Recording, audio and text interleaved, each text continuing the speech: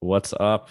We are back for another Dubs only episode, the first episode since the championship. Tyler Brook, Josh Hall. It's good to be back. It's good to be back. We're still riding high.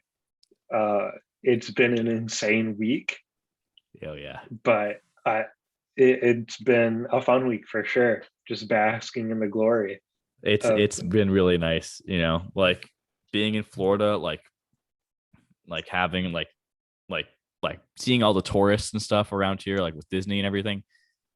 It's nice, like when you see Warriors jersey, it's yeah, like respect.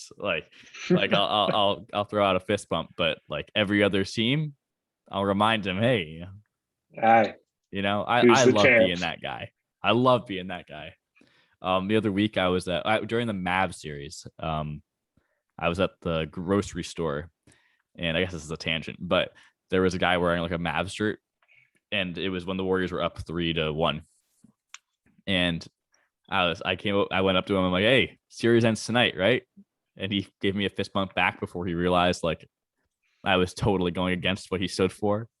That's exactly what I like, you know, getting into people's heads. But yeah, it has been great riding the high of this championship. Like it should set in by now, but it still doesn't feel real to me. Mm-mm. It doesn't feel real. No, it's been such a crazy week. Things have gone so fast. Like it really hasn't sunk in. At least to No. me, it hasn't sunk in. I feel like I feel like it will sink in like once the off season really gets started. Like obviously the draft happened a couple days ago, but and we'll get into that. But like it really won't start till we like understand what the team's going to look like next year. Because then it's like, okay, how do we stack up? Who's staying? Do we have the championship bench still intact? Mm-hmm.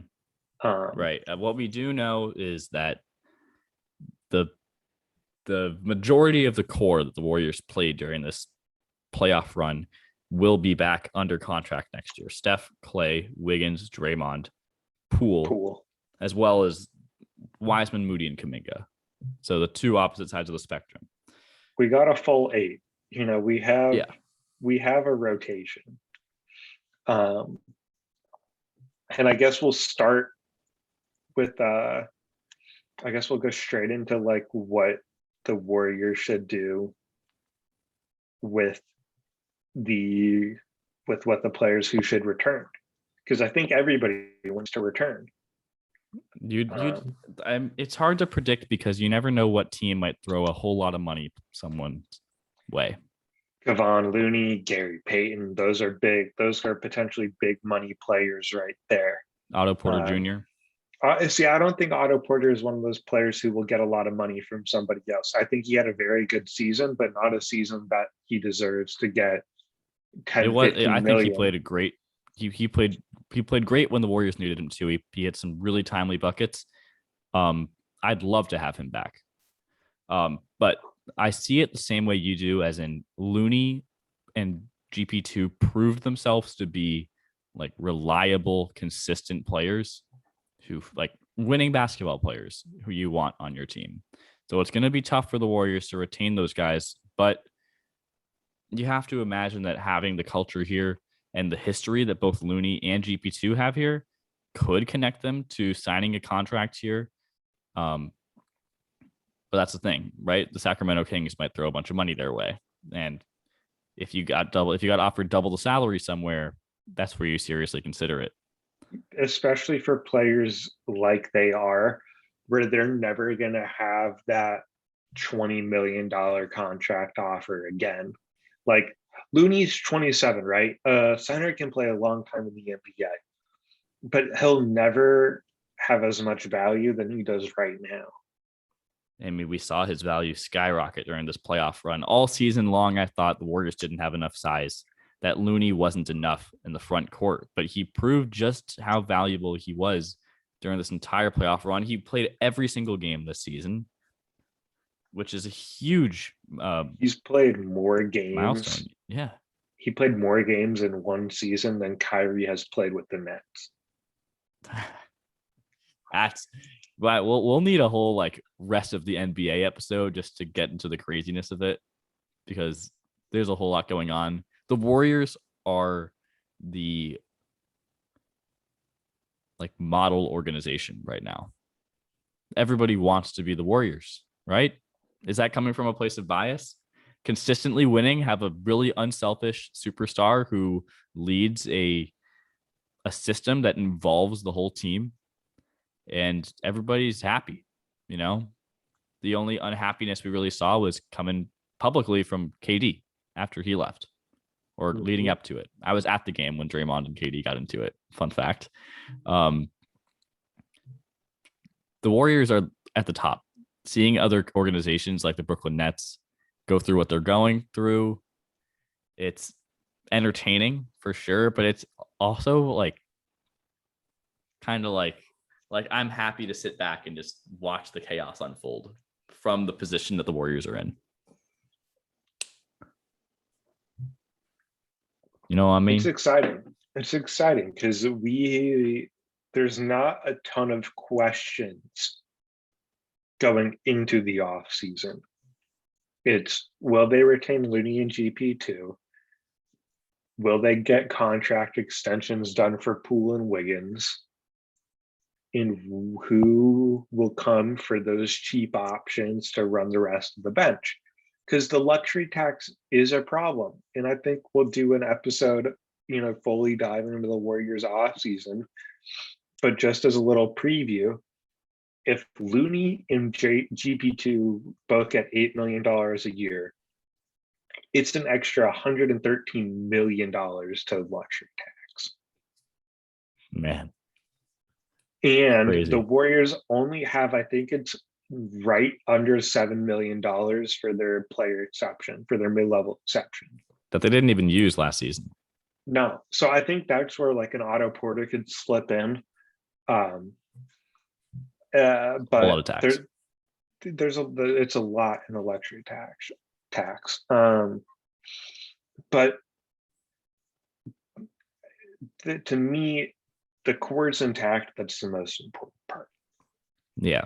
And so is that future prospect of the Warriors, the Poole, Kamiga Moody, and Wiseman. And speaking of young core, the NBA draft was a few nights ago.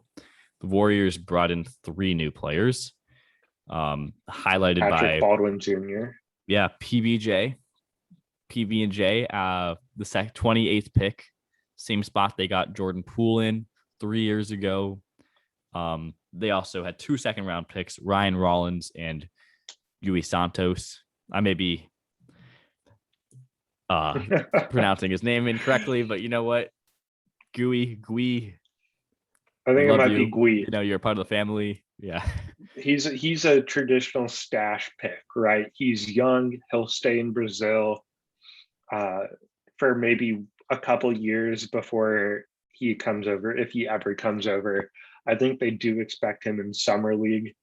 But they traded up for Ryan Rollins. They gave up the 51st pick and $2 million to get to the 44th pick from the Atlanta Hawks there. From everything I've read, he's a really good shot creator, good secure ball handler, has a nasty mid-range game, and plays with a ton of heart. Do I think he'll get minutes this year? Probably not. I think he'll probably spend most of the year with Santa Cruz. It'll be interesting to see what they do with his contract, right? Whether they give him a 2-way or a fully guaranteed second-round pick money. That will play a lot into like what the Warriors will do with their salary cap and with their tax. But really, a steal of the draft in PBJ. Potentially. The Warriors went into this with no pressure really on these guys to perform quickly. There's no pressure on Rollins or on PBJ, who are, it sounds like both of them will be on the roster next year. Patrick Baldwin Jr. was a top 10 high school prospect. He's had a rough year in college. Rough year. Struggled with a lot of ankle injuries, which the True. Warriors have practice with. Oh I yeah. mean, hey, Steph Curry, what his first 4 years really were just surrounded with ankle injuries and not being able to stay healthy. So if anybody knows how to deal with those, it's the Warriors and it's Steph. Another thing that I've noticed about it too is that the high potential is exactly what the Warriors need. We don't need somebody to come in and contribute on their first year. The Santa Cruz team is going to be exciting. The Summer League team is going to be really exciting. Like, Yeah. I've never been so excited for the Summer League for the Warriors. Man, they better go 82-0, you know? But you're right. High upside picks that fall into the later first round due to a myriad of reasons that happen in troubles that you can go through as a college player. We saw something really similar a couple years ago when the Warriors drafted Kevon Looney. Right, Looney was like, he was a top prospect, went to UCLA, huge program, and he was initially drafted as a small forward. There's that meme headline now that we see it as, where it's like, is Kevon Looney the next Kevin Durant? And you look at what Kevon Looney turned into as an NBA player, and no, he's not Kevin Durant. He's the first Kevon Looney. Iron Man, like rebounding machine. That is not the player he was when he came out of college. It's not the player he was when he came out of high school.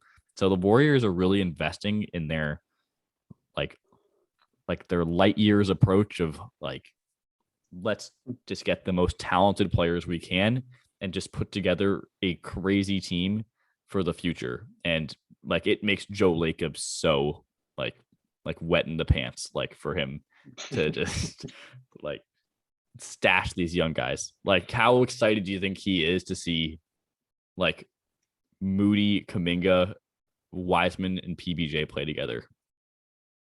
Oh, I mean, that's your 2 through 5. Yeah, and Like, then Poole, like throw Poole in there. yeah, and that's your Rollins, one. 6'3". Yeah, I mean, that's if it all pans out, right? Perfect ideal world. Uh, I think the summer league will tell a lot about what we'll expect to see from Wiseman, Kuminga, and Moody. Um, I'm excited for this offseason because it will tell us a lot about who's going to be in the rotation, who's going to be out. Like, will a Damian Lee come back and take minutes away from Moody? We know Andre's not coming back. Happy retirement to Andre. Do we know that? He's You not can't say coming that you back. know that yet. He's not coming back. He could pull as Udonis Haslem. Like, he totally could. He could, but he's starting his own venture capitalist firm. He's a businessman. He's a businessman. I'm sure he'll stay close to the Warriors. I wouldn't be surprised if he was in some type of specialist role, like sort of like a Sean Livingston Barbosa type, but not like truly affiliated. It's curious. I mean, Andre could do a whole lot of things.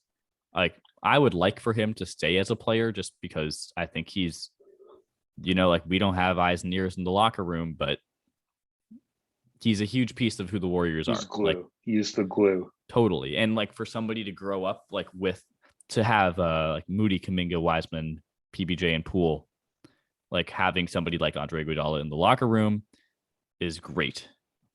Just a born leader. So who knows if he'll come back? But the Warriors have some good pieces to look forward to, and I don't expect these new picks to hit the floor too much in this upcoming season. But that's the luxury that the Warriors have right now, is they don't need it. And who knows? Like, the Warriors could also go in a direction where the seeding for the playoffs doesn't matter as much. They won it all as the 3 seed this year.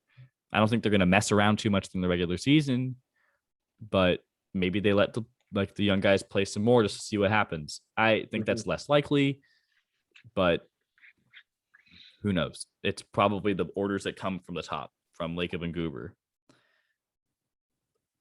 Overall, like, exciting stuff, like high talent prospects who don't have pressure on them to perform. And we saw what happened with that with Wiseman a bit.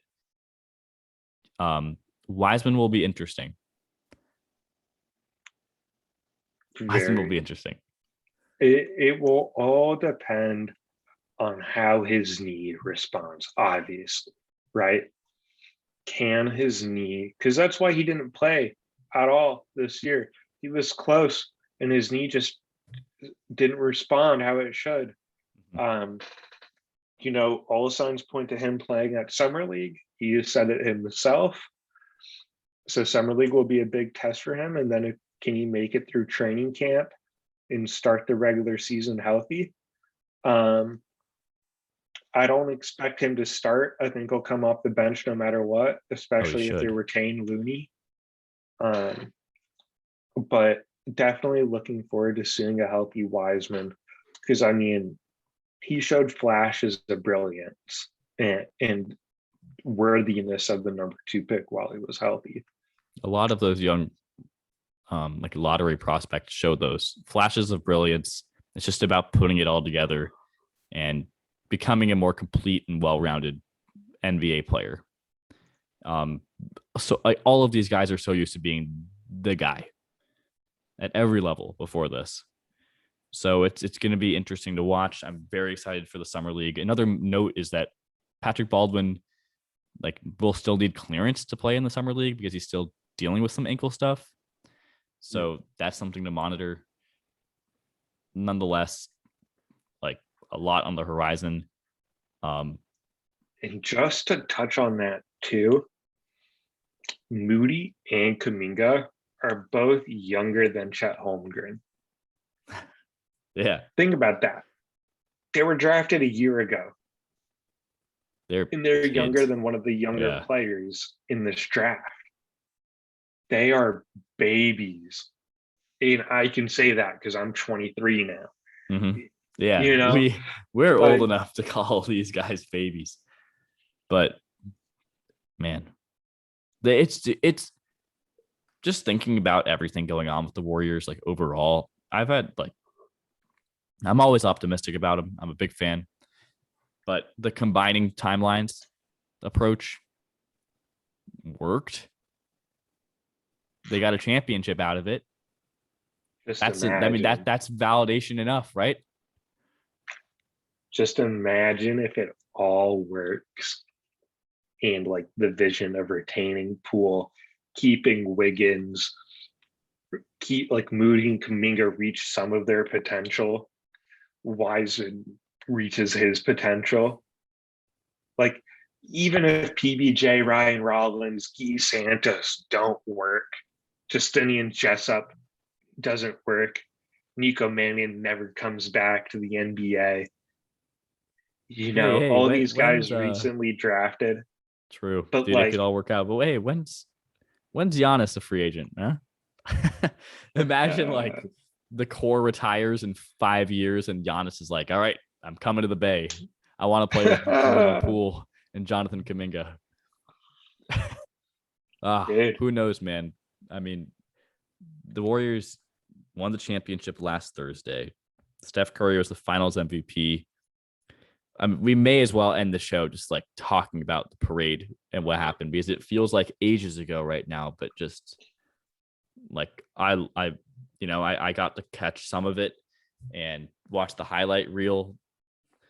I really enjoyed watching Clay during the parade. Oh, it was so sweet, because all he's been through to just be Clay, the animal. Yeah, him starting off with him losing his hat on the way to the parade. Typical Clay. Joking around during the Bob Fitzgerald led ceremony. Have you heard the motivational music set behind him? Yeah. Oh man, it's great. Him getting super drunk. Of course, he drops his championship ring. He knocks over some random lady. He sets down his his Hennessy bottle and does not the Hennessy bottle. He sets down the championship trophy And does the and Michael does the Michael Jackson Jackson dance. spin. Like, how can you not love this guy? He like I am like so I love this. I love Klay Thompson, man. Like he is inspiring to come back and be even stronger, like mentally than he ever has been before. He's such a complete person, and following the team since before he was drafted and watching him develop into not just an incredible basketball player, but into being such a supremely confident and like authentically himself, like at every moment, is like it's inspirational for me, you know, like I want to be somebody who works hard and like can be myself at every step. Like Klay Thompson epitomizes that, which is really cool. One of my favorite moments was just him going straight to in and out, and just like only like a few people recognizing him. Like that's just such like a Bay Area, California thing. Mm-hmm. You know, being where we are now, you know, obviously nowhere even close to an in and out, Oh but no, no, like not at all. just a staple of the West and the Bay Area. I loved the image of like how Klay and Otto's bus was the last one in the parade, so that the whole mass of people followed it down the rest of the Yeah, parade route. You see the pictures of Klay like just going like that's amazing. It was beautiful.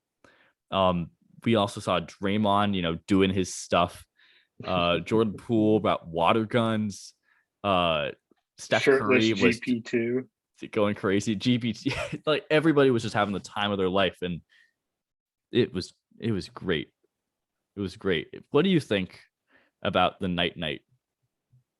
Oh, the night shirt, the night celebration. Night, it's going everywhere, man. Like I love how he brought it out during every round of the playoffs. And now we're seeing Steve Kerr do it. So simple.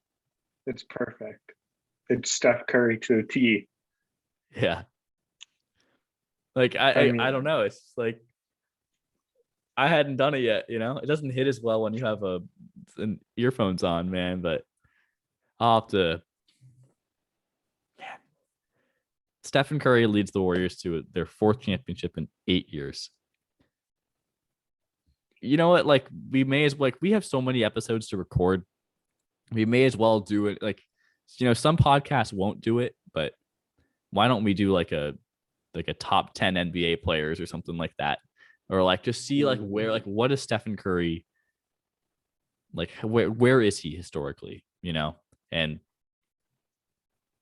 man, you know, there's a lot of material here.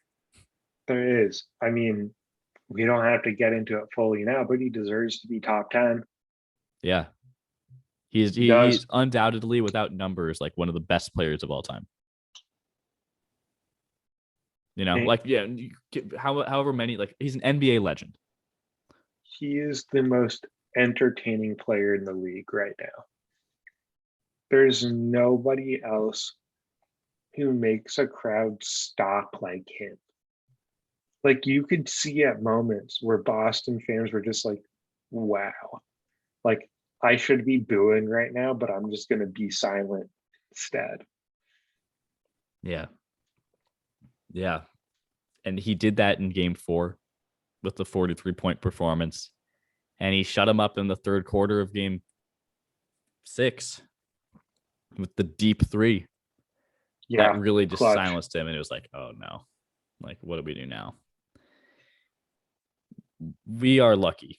I feel like I say it every podcast. We're so lucky to have these guys and led by that guy on our local team. And like, just like, it's an amazing feeling to see like your favorite team like lift up the championship trophy. And you got kind of used to it during the dynasty run. Call it still a dynasty, you know, whatever. But it's a The different core years. yeah, it's a different page now than it was during 2017, 2018. This is like the second run that the Bulls went on, right? Like Yeah. this is the second chapter. And who knows, man? I mean, when we'll get more into what the Warriors need to do in free agency to keep this all locked down, but Like, who's to say they can't be the same or better next year? Exactly. It's going to be really fun just to like continue this chapter, this story, following this team as they advance into their, I don't want to say final years, because that's putting an end of things, but it's their more mature years. It's the It's like the can they keep securing it the going legacy kind year. of thing. Yeah, It's like we yeah, already know we're great. We've already deserved it. Just what else can we do? Just what else can we earn? exactly. Exciting stuff. Probably the seventh time I've said that on this episode, but it is exciting stuff. And I'm excited for free agency to start. It's usually around July 1st, 2nd, or 3rd. Either way, we will look into who's out there, what they should offer our potentially returning guys like Looney and GP2 or OPJ, and everything else in between. It's going to be a long, crazy, and it's a fun offseason. I already miss watching these games, and like I'm really like spoiled because I miss my team playing, and it's June 25th. It's only been a week since they played last. Like, my team was playing in June. Anthony Davis hasn't picked a basketball up in 2.5 months. Yeah. Steph Curry was at Great America throwing shots up to try to win stuffed animals. Yeah, he was proving that Like, carnival games are rigged. How does that feel, Lakers fans? Yeah. That your supposed second star hasn't shot a basketball in 2.5 months, and your direct conference rivals, your direct star rival, LeBron versus Steph, he's putting up shots at Great America a week and a half after playing basketball. Yeah, I didn't see Anthony Davis at an amusement park lately. Where has he been? Yeah, Anthony Davis, if you're listening, get out there. Get some shots up. And Karl-Anthony Towns, stop caring about your luggage in Fashion Week. Start putting shots up and trying to get out of the first round. I mean, come on. What's important here? Having clothes for Fashion Week in Paris, or getting work in the gym and trying to perfect your craft and getting out of the first round. Because obviously you haven't been able to do that yet. And you think you stand a chance against the Warriors? No, you don't. You're in a garbage franchise who has gifted the Warriors so much. Thank you. Thank you for passing on Steph Curry twice. Thank you for giving us Andrew Wiggins, for D'Angelo Russell. Oh, and Kuminga as a pick. Thank you, Minnesota. So Karl-Anthony Towns, keep going to Fashion Week in Paris, staying out of the gym, staying out of the playoffs, because it just makes the Warriors' job easier. Wow. Oh, wow. That was incredible.